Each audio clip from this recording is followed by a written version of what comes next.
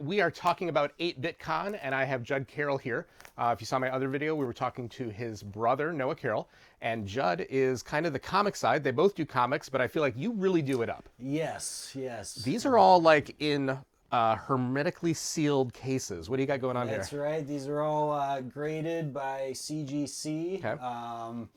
So it's a company that you can send in, and they tell you the condition of your books, and it locks it in and preserves the value and keeps them out of harm's way. Wow. Okay, so have you read these? I've read. I think I've read all these. Yes. Okay, good, good. Yeah, But maybe you got not these exact copies. No, but, fair, because they're yeah. so nice. Yes. We got one that's video game related, and if anyone has seen the terrible cartoon that is Legend of Zelda, I mean, just talk about this. Was it like a limited comic run, or It's very limited. Issue very 1. Very hard to find. Yeah. That's issue number 1. Printed by Valiant Comics, who's kind of one of the B-tier comic book publishers. But they somehow got the rights to all of the Nintendo licensing. So did they like do a Mario one too then? They did do a Mario one, and yeah, all those number 1 issues are highly sought after. Wow, that's very cool. Yeah.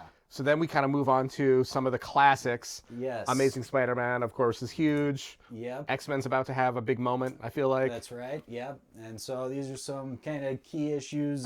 This X-Men book is the first appearance of the Phoenix. Who was portrayed by Sophie Turner in the past generation movies. Yep. But this particular copy was signed by Stan Lee, which is pretty cool, and Chris Claremont, who actually wrote the issue. And there's colors on top of here. These two have gold. Yes. What does that mean? So that means that there was a witnessed signature. Okay. So a representative from the grading company watched Stan Lee sign this book, and then he took possession of the book and he took it with him to the warehouse to get it graded. So how does that work? So you're waiting in line at some con, and you have to go like find one of these guys. I'm sure they have a booth probably. Yes. And do you have to pay them more money to be like, come watch me sign? You do, yep. To have a witness signature, it's about triple what it would cost to just have that book graded. Okay. But you have to do it. It's so with cool. The signed book. Yeah. Yeah, exactly. And then you got a 6.5 and a 9.5. Tell me the difference there. Well, okay, so this is a 9.8. 8. And this is a really cool thing about this book. Out of 10. Out of 10, yes. You can get a 10. Okay. It's exceedingly rare. Okay. Can you get a 1? You can get a 1. Okay. And usually a 1 means a book is incomplete. It's missing a centerfold, or it's got rips, tears. Exactly. Okay. But something that affects the story typically. Oh, got it. Okay. But this one is a 9.8. There are only 3 copies of this book in a 9.8, and this one also signed by Stan Lee, who obviously created Spider-Man, which just makes this one really special. This is one of my favorite books. And not to be morbid, but when these people pass away, does that affect the value? Absolutely. Okay. Yeah. Unfortunately, Stan Lee's not going to be around to sign any more books. Yeah. You know? So unless it's hiding somewhere. Right.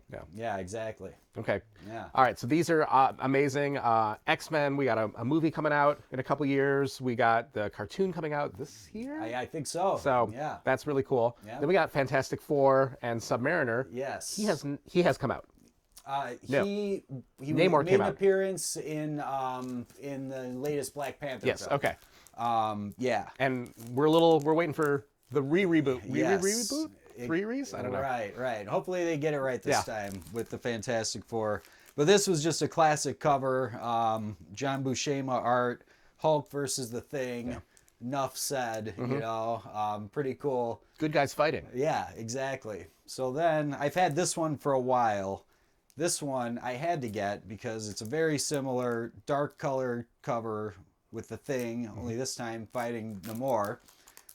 But they're both 8.5s, and I just had to pull the trigger when I saw this one. I had to set them up next to each other. So all of your collection isn't graded, right? No. Okay. No, most of my collection is what we call raw copies. Okay. Yeah. And so what is your passion?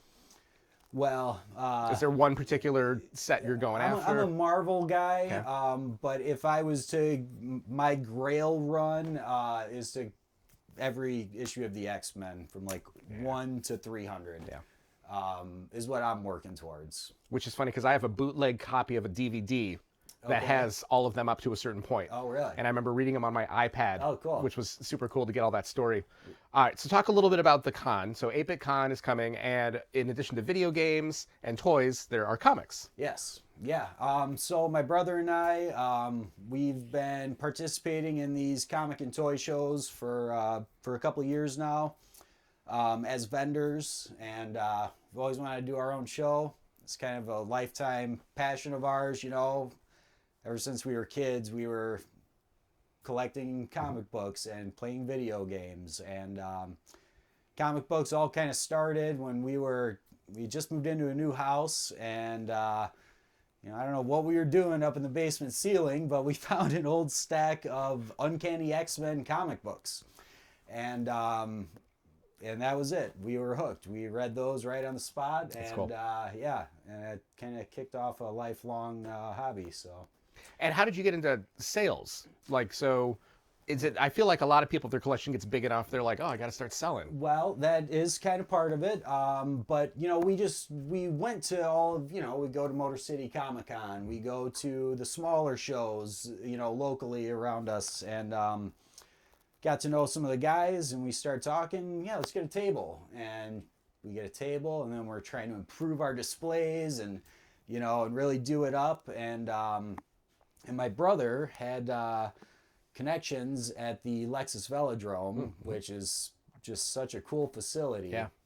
And when we started talking about doing our own, I said, well, what about the Velodrome? And it's kind of a no-brainer. And it took a little while, but we made it happen, and it's shaping up to be pretty cool. That's great. So give me some of the details on the event. Yeah, so April 22nd, 23rd, Okay. the Lexus Velodrome. It's kids 12 and under are free. It's what is it, $10 head, $15 for the weekend. So it's a 2-day pass for $15. We got some really cool attractions. We're doing a video game contest. Cool. Yeah, there's gonna be lots to see and lots to do. That's great. So we got video games, we got toys, we got comics. This is going to be great. Judd, thank you so much for coming out. Thank you so much for having me. I appreciate it. So check it out, 22nd, 23rd of April at the Lexus Velodrome, $10 to $15, depending on 1 or 2 days. It's going to be great. I'm going to be there. It'll be a lot of fun. Hopefully we can fill in some of these holes back here. Hope to see you there. Thank you.